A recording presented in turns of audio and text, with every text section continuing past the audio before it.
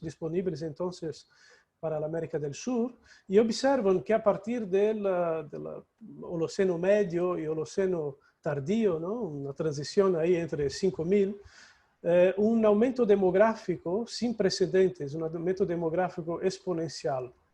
Y ese aumento demográfico exponencial, que se observa principalmente en cultural hotspots, en zonas culturales bastante peculiares, como la costa del Pacífico y esta región aquí del Sudamérica, de la costa atlántica, que es exactamente donde vamos a entrar más a fondo. Esa transformación demográfica, que además se observa con la reducción de la movilidad, ellos atribuyen principalmente a una intensificación de la producción de alimentos y de la agricultura. Y agricultura obviamente es un concepto que la definición es muy compleja y ha sido debatido ya hace décadas. Pero si usamos la definición de ZEDER, por ejemplo, de 2015, que son sistemas que dependen primariamente de plantas y animales domésticos, bueno, eso es interesante porque implicaría que hay una economía de subsistencia donde las plantas, y principalmente las domésticas, están contribuyendo en modo predominante a la dieta de esos grupos y catalizando esos procesos de aumento demográfico, ¿no? Con una serie de otras implicaciones del aumento de la carrying capacity local. Entonces, eso vemos que la producción de alimento, en particular con el cultivo de plantas domésticas, pero también el manejo de plantas silvestres y domésticas, también es extremadamente importante un artículo que ha sido publicado recientemente por Iris y Arroyo Calín, donde ellos también revisan las fechas radiocarbónicas por la América del Sur, en particular en el contexto de cambios climáticos en el Holoceno Medio, e interpretan este aumento demográfico nel Holoceno Medio e Holoceno Tardío también como una respuesta de los grupos humanos a esas fluctuaciones que se observaban, ese detrimento climático que se observa en el Holoceno Medio, y este aumento demográfico también sería en parte catalizado por un aumento del uso de plantas domésticas, de plant management y cultivation. O sea, hasta hoy, cuando hablamos de variaciones demográficas y hablamos de emergencia de complejidad, la gran parte de las narrativas en la América del Sur se basan con la producción de alimentos vegetal. Producción de alimentos vegetal y cultivo y la agricultura. Y eso son cuestiones que todavía no son muy claras. Y aquí os gustaría discutir esto desde un punto de vista isotópico, llevando la discusión a un área de la América del Sur que ha sido en parte marginal del debate de la producción de alimentos, pero ha fornecido ejemplos de soluciones socioeconómicas que divergen en relación a la importancia primaria del cultivo, la importancia primaria de las plantas en la dieta y en la organización socioeconómica. Os voy a hablar de la Atlantic Forest, de la floresta atlántica del sur de Brasil, que es un área de biodiversidad enorme, de prioridad mundial, y donde tenemos evidencia de ocupaciones humanas y adaptación a esos diferentes ecosistemas, por lo menos desde el Holoceno Medio, a partir de 8000 años. Es una zona que, aquí voy a hablar principalmente de la floresta atlántica, pero voy también a mencionar un trabajo que estamos haciendo en el Pampa, que está más al sur. Es un trabajo que hemos hecho recientemente en el norte, en la costa de la Amazonia. Pero en la floresta atlántica es extremadamente importante que nosotros tenemos en el Holoceno Medio un fenómeno de posible aumento demográfico alrededor de complejos estuarinos y otros ecosistemas acuáticos, costas, lagunas, donde vemos una explotación de recursos marinos, de recursos estuarinos bastante elevada y que los estudios apuntan como una principal fuente de subsistencia integrada a las plantas. Dentro de una economía mixta, que se integra una explotación de recursos animales y vegetales.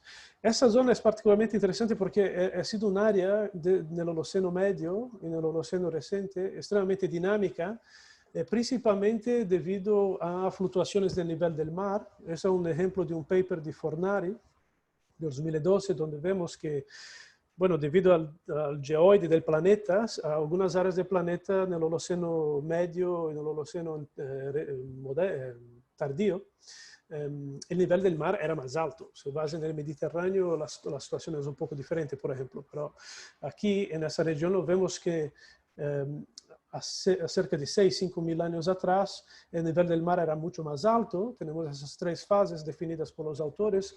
Y muchas de las zonas costeras en esta área, como podéis ver un poco del mapa fisiográfico, la zona costera es bastante restricta.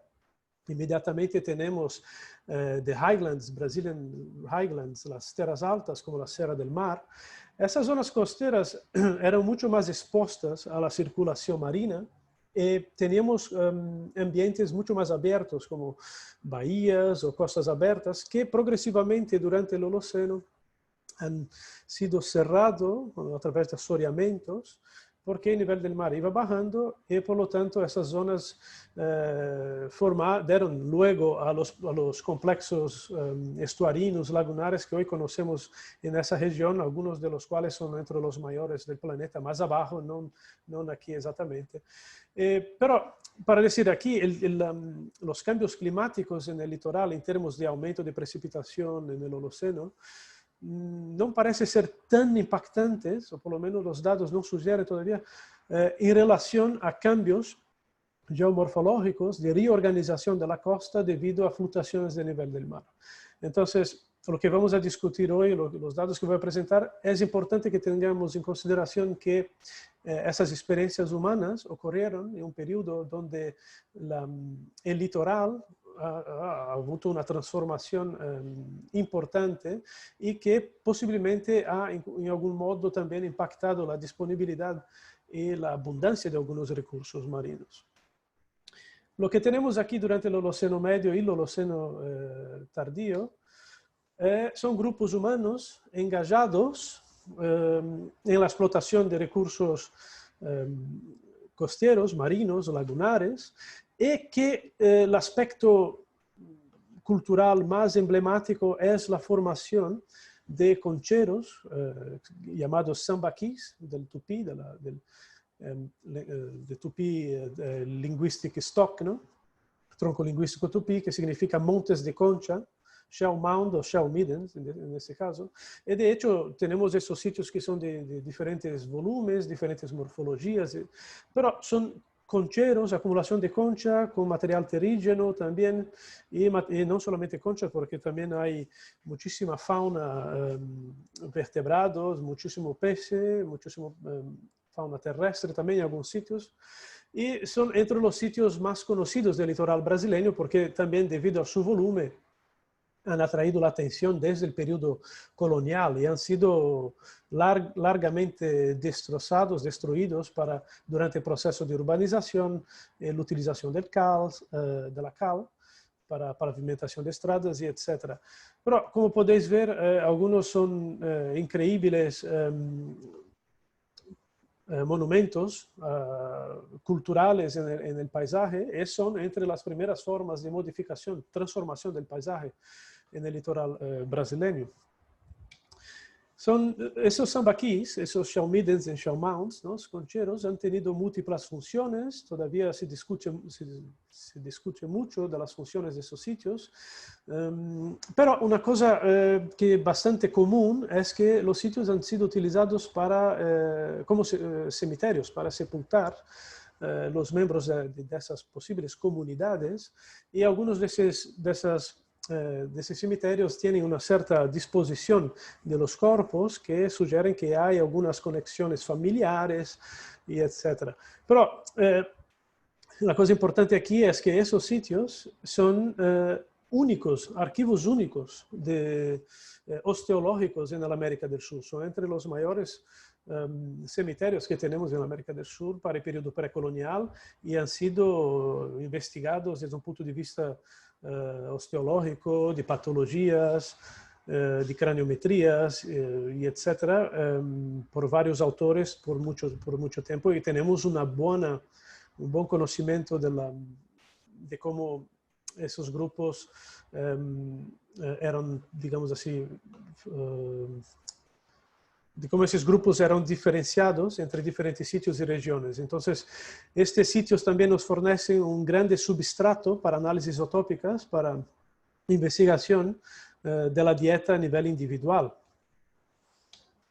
Bueno, aquí voy a dar un enfoque en una región de la foresta atlántica del sur del Brasil, que es la Bahía de Babitonga, para solamente ilustrar cómo esos sitios son organizados y también la frecuencia cultural, cronológica de esos sitios en el litoral.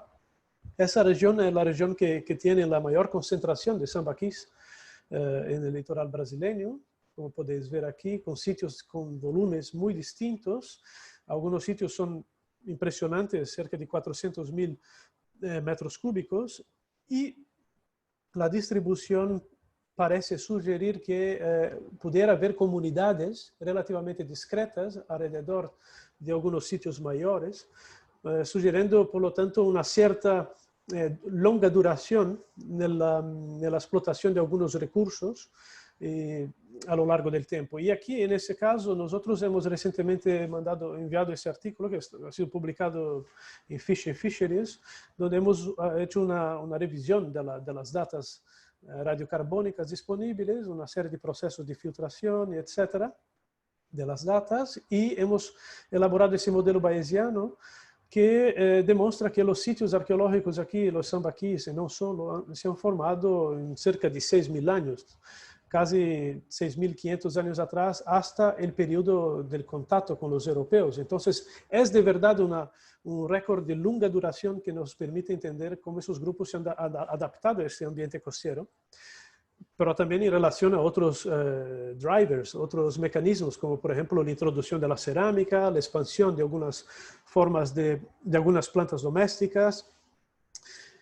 Nosotros vemos algunas fluctuaciones aquí en las fechas radiocarbónicas que todavía no hemos podido investigar en detalle, pero sugiere que podemos tener unas ciertas concentraciones de población, si consideramos las fechas radiocarbónicas como un proxy de population density, ¿no?, de mayor actividad, pero eso también corroboraría con otros datos que provienen de otras regiones, donde tenemos una mayor actividad de esos sitios entre 4 y 2.000 años atrás.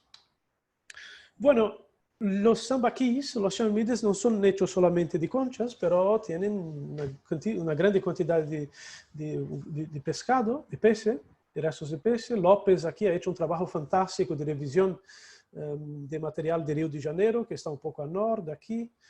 Y Castillo también ha demostrado que esos grupos explotaban, probablemente de modo oportunístico, varios mamíferos marinos.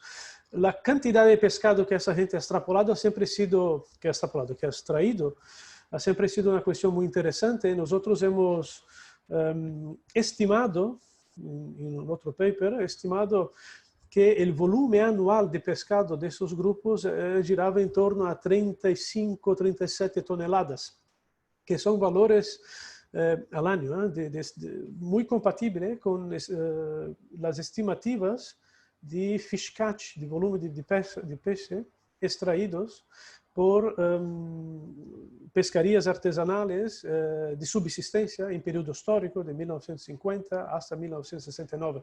O sea, que esas comunidades que viven a lo largo del litoral del Brasil están no solamente pescando, pero probablemente tienen una interacción con el ambiente costero que podría ser hasta posiblemente causar algún impacto ambiental. Esto no es algo que hablaremos hoy, pero López lo había ya apuntado, y tiene implicaciones también en términos de conservación ambiental y en términos de restauración ecológica.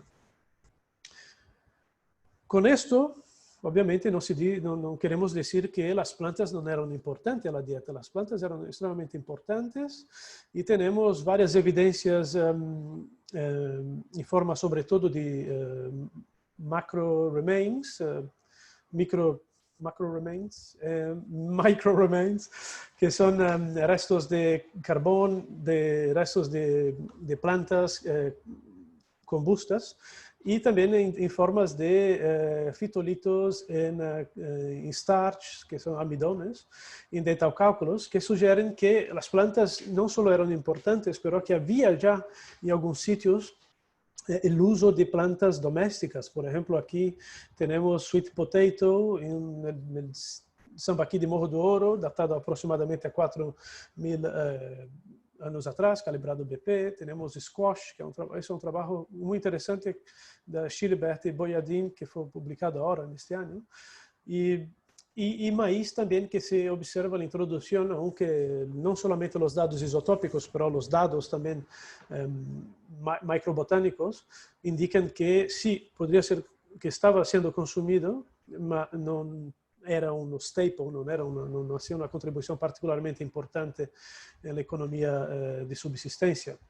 Entonces aquí fitolito de maíz, esto sweet potato, batata doce, palmeira batatas, y por lo tanto lo que vemos aquí desde el punto de vista arqueológico, desde un punto de vista botánico, arqueobotánico, es una economía mixta donde los recursos acuáticos marinos parecen tener una importancia particularmente elevada.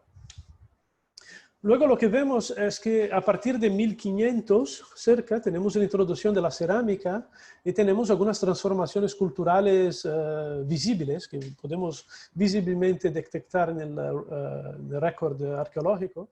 La introducción de la cerámica es una cerámica que es compatible con la cerámica que observamos en las tierras altas de Brasil, no muy lejos de la costa, asociados a Proto-G, o Taquari Tararé, o Sauder G, que son grupos que vivían también ahí y todavía viven en algunas partes, los descendentes, ¿no? Xochitlang y Caigangues, por ejemplo.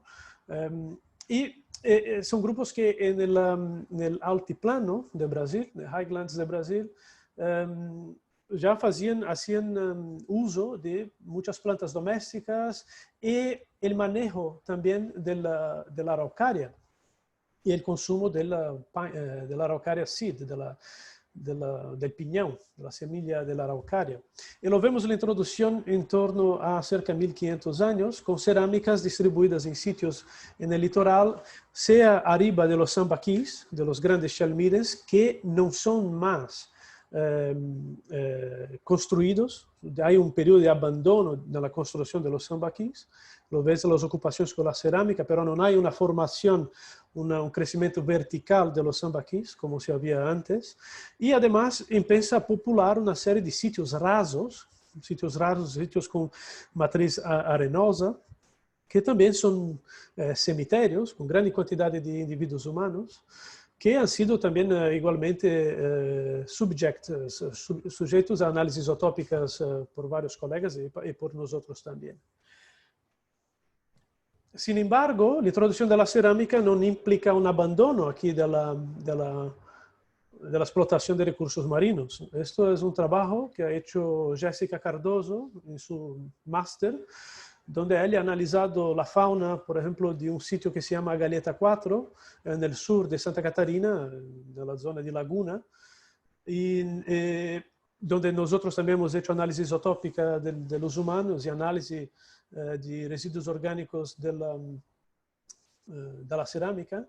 Y Jéssica ha observado que una grande variedad de especies marinas, no solamente peces, pero también aves y mamíferos, eran explotados por esos grupos con la cerámica que vivían en esa región aproximadamente, en este caso, datado en cerca de 1800 años atrás.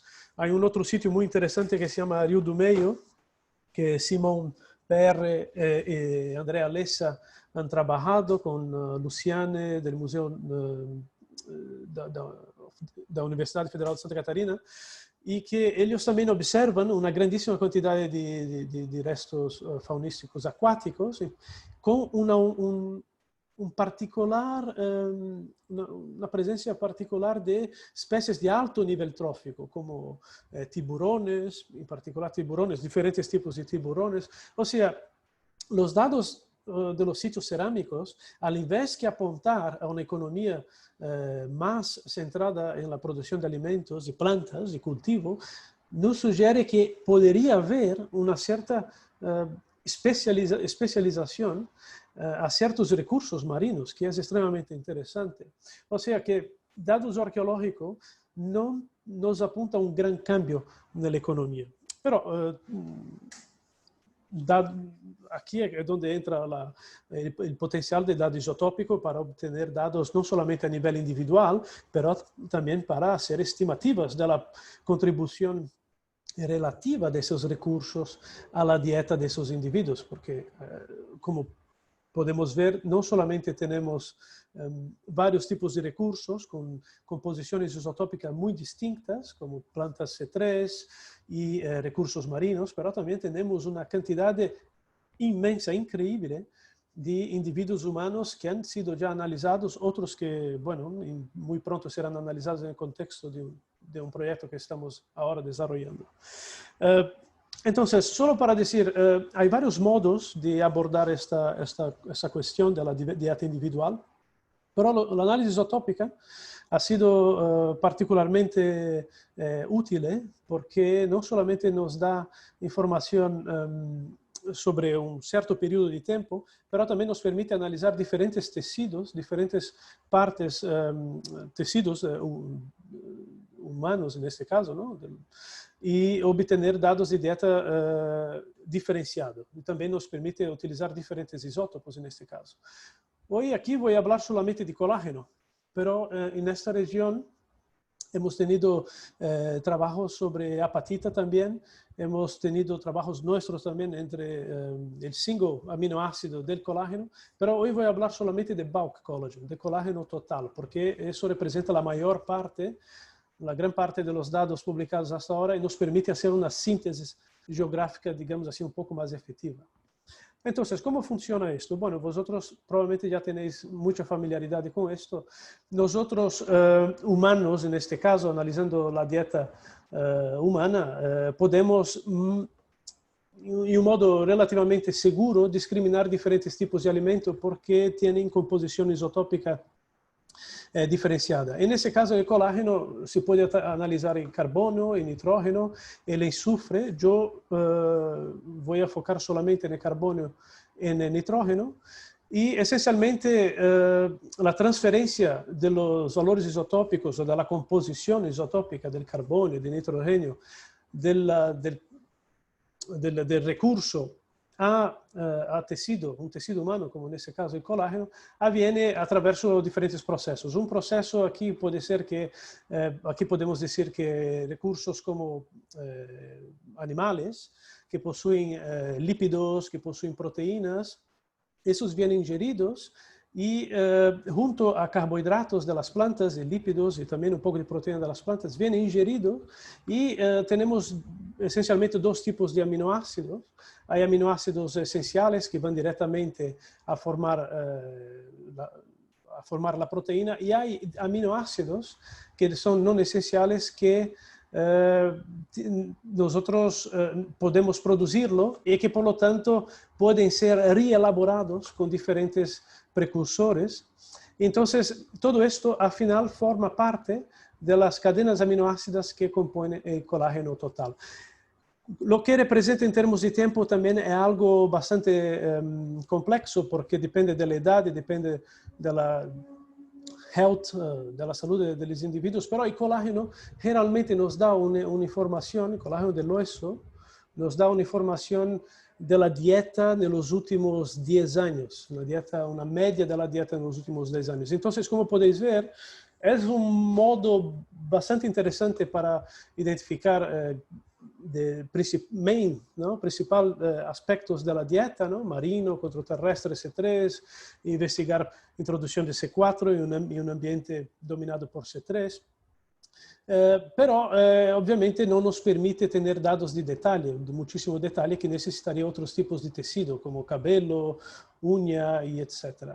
El colágeno, normalmente aquí la interpretación se hace, ese es un gráfico que habéis visto muchos, probablemente lo conocéis muy bien, es un gráfico que más o menos explica lo que podemos, cómo se interpreta el colágeno, el carbono y nitrógeno en el colágeno.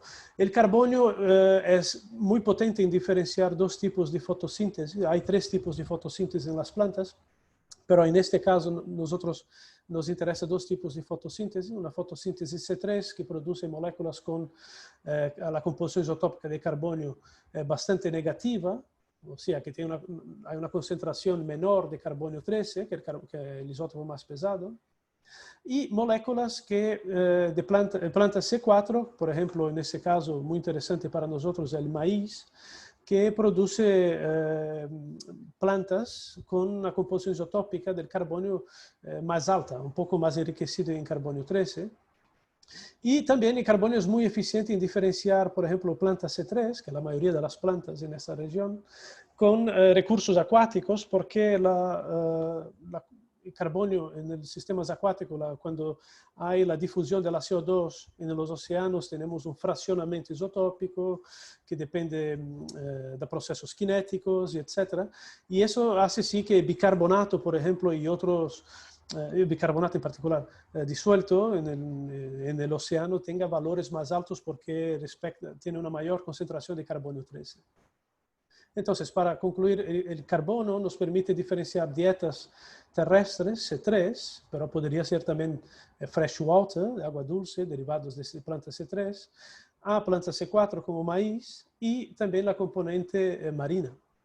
Mientras el nitrógeno aquí es particularmente interesante, dado que no estamos en un contexto donde habríamos una agricultura intensiva, con manuring, y etc. El nitrógeno es muy eficiente en distinguir recursos o organismos que están en diferentes posiciones tróficas, porque hay un aumento relativamente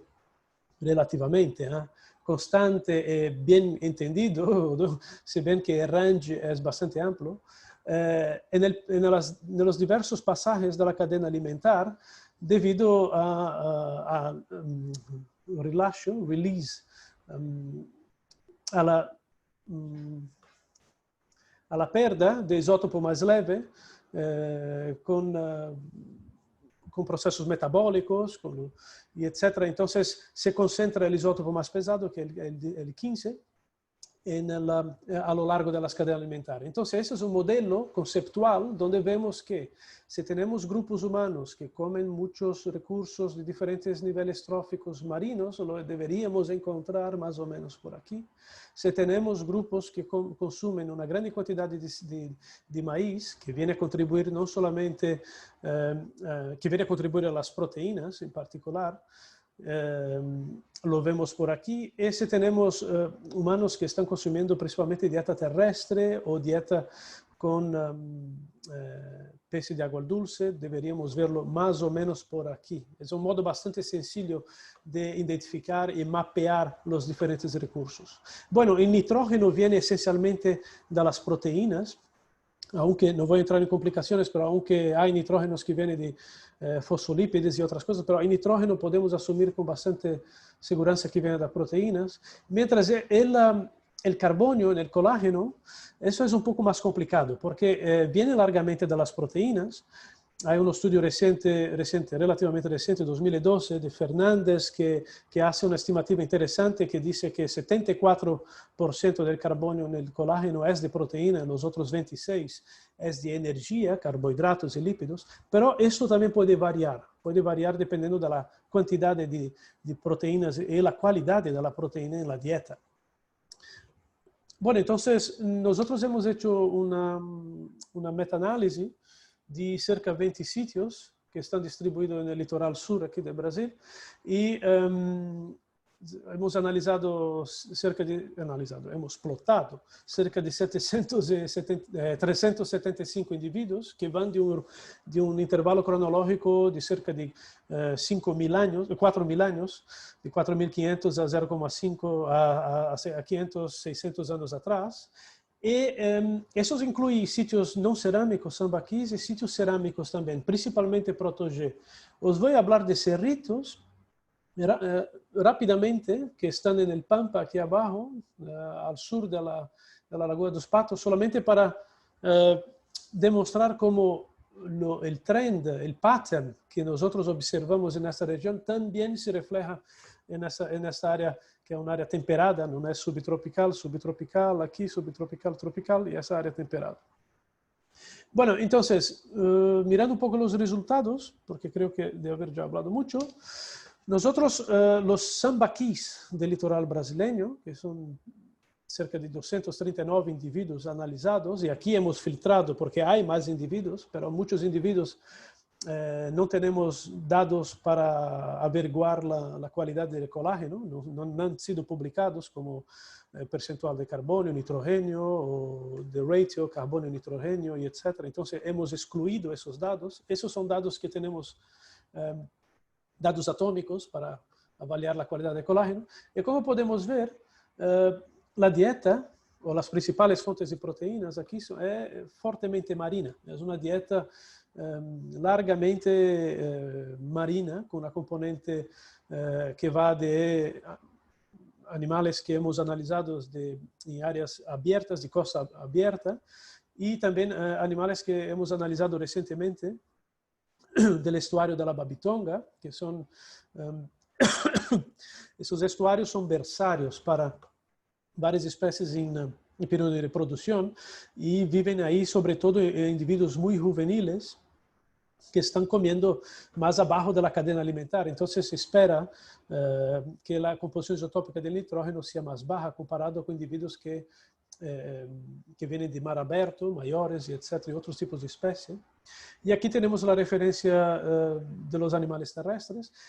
Y bueno, lo que vemos es que, con excepción de un grupo que se llama del sitio Moraes, que está a 60 kilómetros de la costa, y de algunos individuos en sitios costeros con dietas fuertemente terrestres, la grande mayoría de esos grupos que viven en el litoral sur del Brasil, en un periodo cronológico donde se observa evidências arqueológicas de aumento demográfico, de diminuição da mobilidade residencial, ou seja, sedentarismo, vemos que esto ocorreu não a princípio, aparentemente, em um contexto de intensificação de plantas, bem sim um contexto de intensificação de aproveitamento de recursos marinos. Com isso, obviamente no se dice que las plantas no son importantes, son extremadamente importantes y tenemos evidencias que algunos grupos consumían mucho más plantas, mucho más carbohidratos, tenían una dieta mucho más rica en carbohidratos y algunos individuos dentro de esas comunidades comparado con otros. Este es un ejemplo de un trabajo que hemos hecho recientemente con Peso Lanfranco en un sambaquí de la Bahía de Babitonga, se llama Morro do Ouro, que es un non cerámico datado en torno a 4.000, 4.500, donde hemos aplicado modelos bayesianos que nos ayudan a comprender la contribución de diferentes recursos, tomando en consideración las incertezas, las variabilidades y otros inputs que podemos colocar para modelar.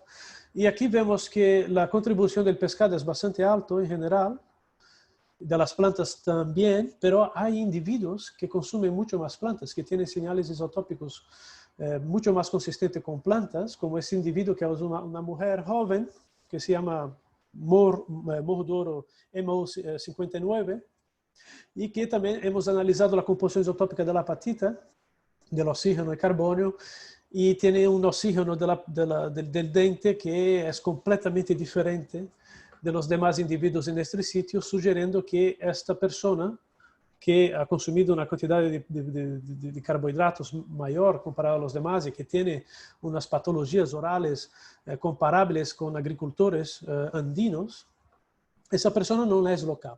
Entonces tenemos economías aquí que absorben individuos de otras localidades. Eso es lo mismo, el mismo sitio, pero haciendo un análisis bayesiana solamente de los dentes, mientras el modelo que he presentado aquí era el modelo de colágeno, de hueso, de las costillas, y eso de los dentes.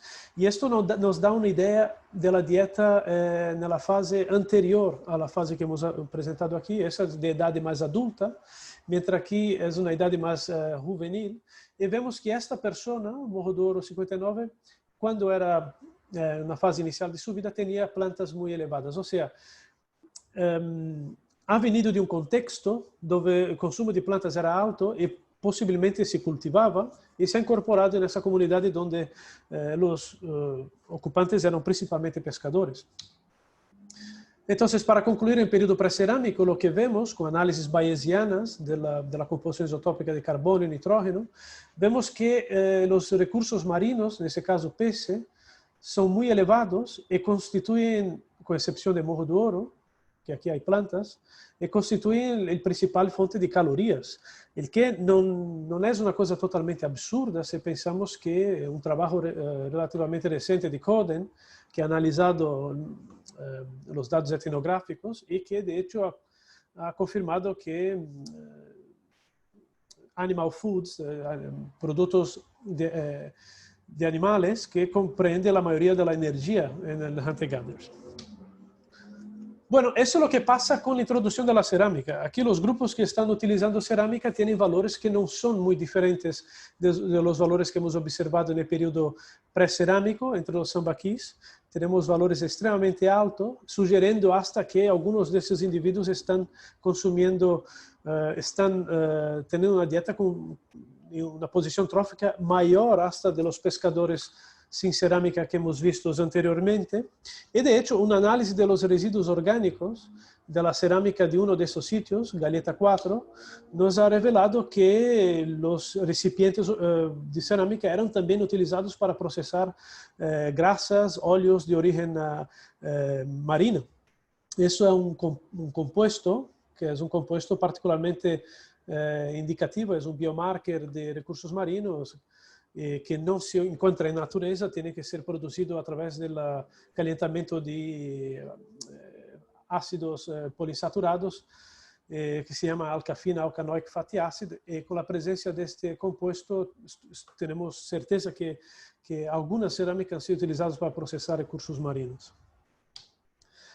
E novamente, fazendo uma análise bayesiana desses sítios cerâmicos, vemos que el peixe, o en general es en ese caso peixe, son la principal fuente de caloría en esos grupos.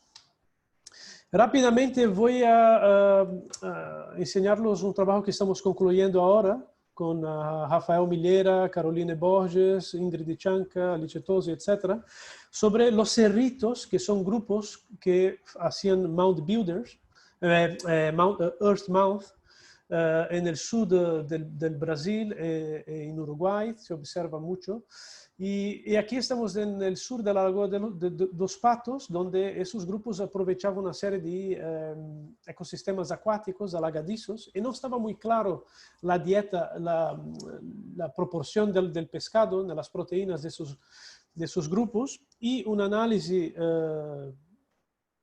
de vários indivíduos, de sítios que estão em áreas bem confinadas. Aqui estamos falando de poucos quilômetros quadrados. Quase todos esses indivíduos vêm desse sítio aqui em Pontal da Barra. Vemos uma diversidade nas fontes de proteína impressionante. E, sobretudo, um predomínio aqui em vários indivíduos de proteínas marinas. Ou seja, que aqui também temos evidência de aumento demográfico no Holoceno tardio, a partir de los 2000, nessa região, com grupos provavelmente sedentários. E isto parece estar mais associado à explotação de recursos aquáticos, intensificação de recursos aquáticos que de plantas. Solo para terminar, esto no es siempre así. En el litoral de Brasil, aquí me voy al Amazonas, a la isla de São Luís, en Maranhão, Y aquí tenemos un ejemplo de algo que es diferente y contradice un poco con nuestros datos de la floresta atlántica. Uno podría pensar que, bueno, como viven en ambientes altamente productivos, debería haber una relación entre dieta y las fuentes de proteínas disponibles. Sí, en parte sí, en la zona, en la floresta atlántica. Pero aquí estos sitios, que son sitios del Holoceno tardío, donde hemos fechado individuos directamente entre 1800 y 1000, individuos que han sido atribuidos, estaban asociados directamente con cerámicas que son típicas de la Amazonia central y también del litoral, con la incised rim, policrome y mina. Y hemos observado que en esa zona aquí también, perdona, sí hay una explotación de recursos marinos bastante elevado y hasta hoy recursos marinos son importantes para la dieta de esas comunidades rurales que viven en esta región de Brasil. Y hemos observado que la composición isotópica de esos individuos, que son los verdes, no tienen las proteínas marinas como principal, no tienen recursos marinos como principal fuente de proteínas, pero es una proteína un poco más, una dieta un poco más mixta, con una contribución particularmente importante de recursos terrestres, plantas y animales terrestres, como demostrado también de un análisis bayesiana que hemos hecho. Aquí es los outputs de las calorías, y vemos que comparado con otros sitios como Maracá, sitios de la región de Maracá, de la Foz de la Amazonia, de Marajó, São Luís, vemos que la mayor parte de las calorías vienen de animales terrestres y de las plantas C3, y eso también es el caso de las proteínas, que uno podría esperar que viniera de recursos marinos, dado que también hay evidencia de explotación de peces, de pescado. En vez aquí, cuando hacemos las proteínas, vemos que la mayor parte de las proteínas no son de pescado, pero son de recursos terrestres, en particular animales terrestres. O sea que mientras en la foresta atlántica del sur de Brasil tenemos una intensificación del aprovechamiento de recursos marinos, en el litoral de la Amazonia, en particular en esta región de São Luís, esto no parece ser el caso y contradiciría con la idea general que el pescado es la principal fuente de proteína para los grupos en Amazonia, aunque esos grupos que están en Maracá y en Marajó, los recursos acuáticos son bastante altos. Yo lo digo aquí en relación a los de São Luís. Entonces, solo para concluir, nosotros tenemos un crecimiento populacional y una reducción de la movilidad en el sur del Brasil que viene alrededor de ecosistemas acuáticos bastante productivos durante el Holoceno tardío, y que estos son economías mixtas. Los datos arqueológicos, paleobotánicos e isotópicos sugieren economías mixtas orientadas sobre todo a la explotación de recursos marinos, que son dominantes, pero hay que decir que tenemos varios gaps en esta narrativa. Por ejemplo, nos falta completamente los datos de grupos más recientes, como los guaraníes, que vivían ahí y han tenido contacto con los europeos. Mientras cuando vamos en el Amazonas, en la costa del Amazonas, los datos que nos vienen de São Luís sugieren que la pesca, los recursos marinos tenían un rol secundario y que los recursos terrestres eran más importantes. La contribución relativa de los recursos marinos en el sur de Brasil parece quedarse estable con la introducción de la cerámica, y no parece haber también cambios con mudanças climáticas. Sabemos que hay un pasaje de un clima más árido a un clima más húmedo en el Holoceno medio a tardío, y tampoco con las variaciones del nivel del mar. Aunque me parece que esta intensificación o una posible, que estamos averiguando, posible especialización versus recursos de alto nivel trófico, puede que sea un resultado de una adaptación aún más elevada de esos grupos, que además no solo de incorporar cerámica, que eso también es una cosa abierta, no sabemos si son los grupos que han adoptado cerámica o hay replacement de la población, pero hay sí una posible especialización y una posible un avance también de actividades náuticas, que ahora no he presentado, pero solo para mencionar, tenemos a lo largo del litoral de Santa Catarina varias islas con rock art, arte rupestre, que posiblemente están asociados a esta última fase de ocupación con la cerámica Taquari Tararé.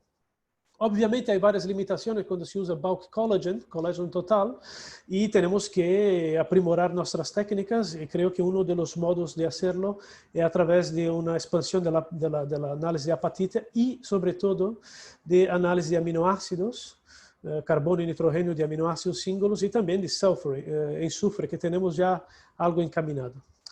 Bueno, con esto creo que de haber hablado muchísimo y me quedo por aquí. Gracias. Muchas gracias, Andrés. Bueno, les vamos a pedir, por favor, que realicen sus preguntas por el chat, porque somos muchas personas, entonces si prendemos los micrófonos puede ser un poco caótico. Y acá hay una primera pregunta para ti, Andrés. Te la voy a leer. En el proceso de especialización marina mencionado, ¿qué tipo de tecnología marina aparece asociado?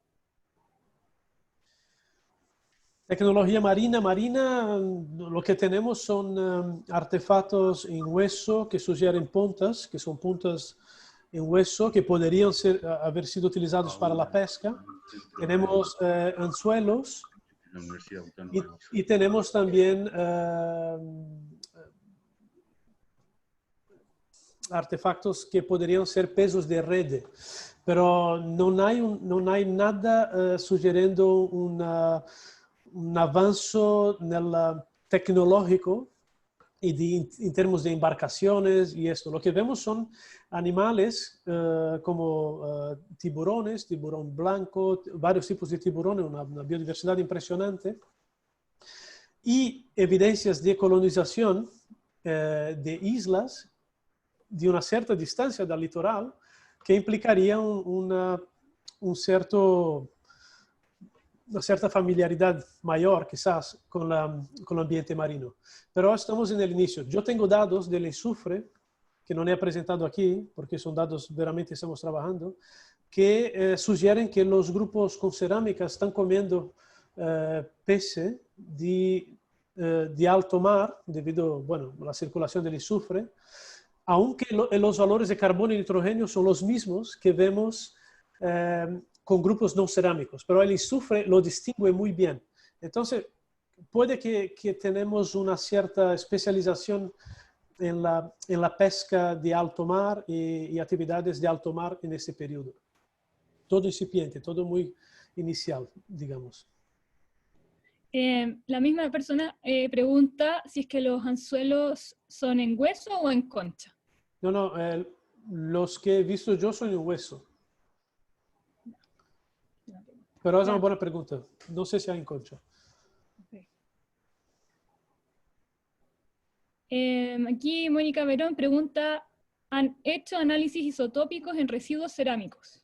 Sí, lo hemos hecho, hemos publicado en 2014 en Plus One, y también ahí se ve bien la distribución. Hay cerámicas que flotan en el área de recursos marinos, que tienen valores de la composición isotópica de carbono, de ácidos esteáricos y palmíticos que son más altos, y también hay cerámicas que flotan en el área de plantas.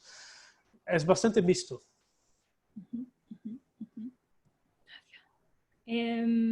¿Alguna otra pregunta para Andrés? ¿Del público?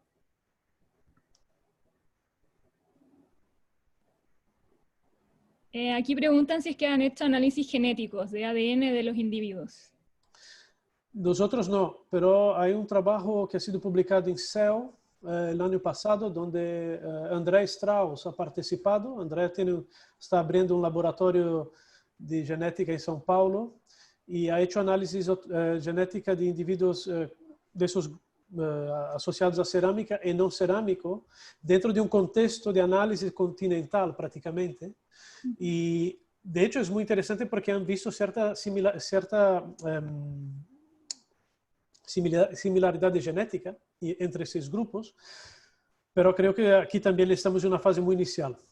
Hay trabajos genéticos no, craniométricos, que ven ciertas diferencias, pero yo diría que tenemos que esperar un poco para análisis más conclusivos. Okay. Otra pregunta, si es que se han detectado el consumo de algas. No lo sé. Nosotros no sabería exactamente. Ah, no, perdona. No sé si son algas, no es veramente mi campo, pero hay plantas acuáticas que se han detectado en dental cálculos dentarios de Sambaqui de Jabuticabeira 2, el trabajo de Célia Bojandin, que está publicado en la revista de la PARC. Es un trabajo muy interesante porque nos ilumina de la diversidad de plantas que consumían. Y me parece que hay algo de planta acuática, pero debería leer. Okay, gracias. Okay. Otra pregunta, ¿observan algún vínculo entre el proceso de especialización marina y el aumento poblacional observado? Bueno, en realidad hay varios sitios con cerámica, sitios rasos, con varios grupos, pero yo creo que estamos todavía muy al inicio y difícil decir. Esa especialización marina que haya sido propuesta por otros, sobre todo obviamente también basado en datos arqueológicos, es algo que todavía es bastante exploratorio, diría. Es una posibilidad. Entonces, consecuentemente, es difícil también hacer alguna especulación en ese sentido. Pero es interesante ver que empezamos en ese momento, con la introducción de la cerámica, a ver evidencias de violencia interpersonal.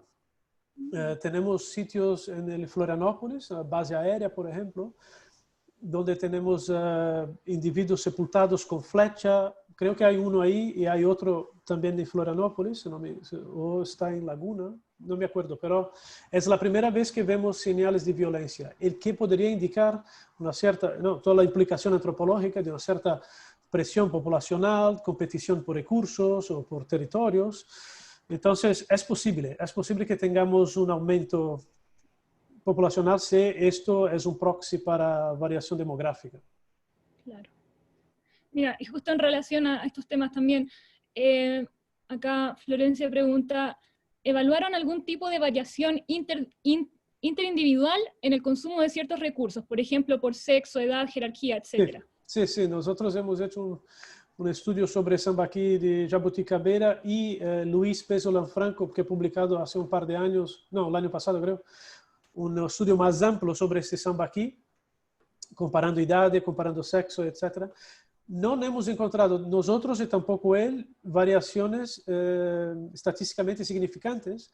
Lo que sí que hay interesante es que hay varios individuos que son completamente outliers, que tienen dietas muy terrestres o en un gradiente de terrestre C3, perdona, y marino, y que muchos de ellos son, cuando ha sido posible identificar el sexo, muchos son mujeres.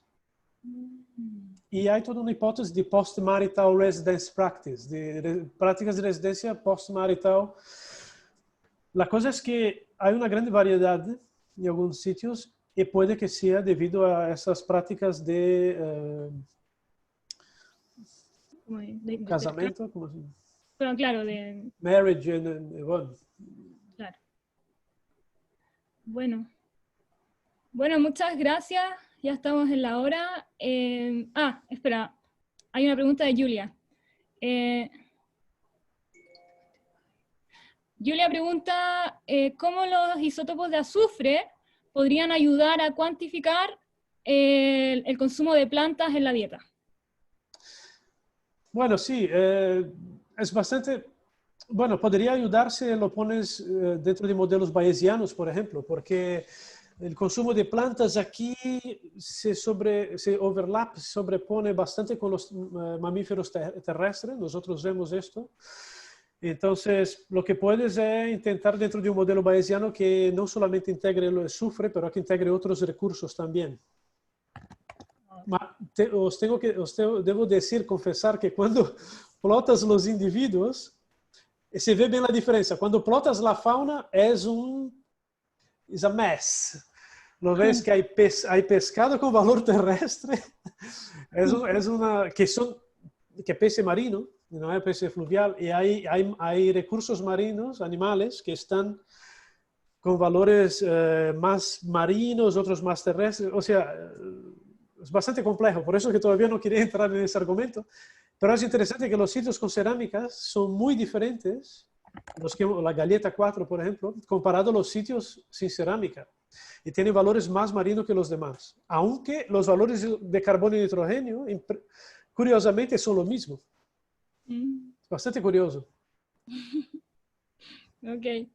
Bueno, muchas gracias. Te pasaste, Andrés, genial, tu charla muy interesante y creo que llena bastante ese vacío que también tenemos nosotros acá, como te comentaba antes de empezar, de que hemos estado muy concentrados en Chile, Perú y Argentina. Entonces, gracias y gracias a todos los que asistieron. Nos vemos en el próximo seminario el 13 de octubre con Christoph Snook, que nos va a hablar de Stonehenge e isótopos de estroncio. Pero nuevamente muchas gracias, André. Gracias a vosotros. Es bueno ver que hay mucha gente familiar. Julia está ahí, he visto Carola. Gracias a vosotros. Gracias. Que estén muy bien todos, todas. Nos vemos pronto el 13 de octubre. Adiós. Chao.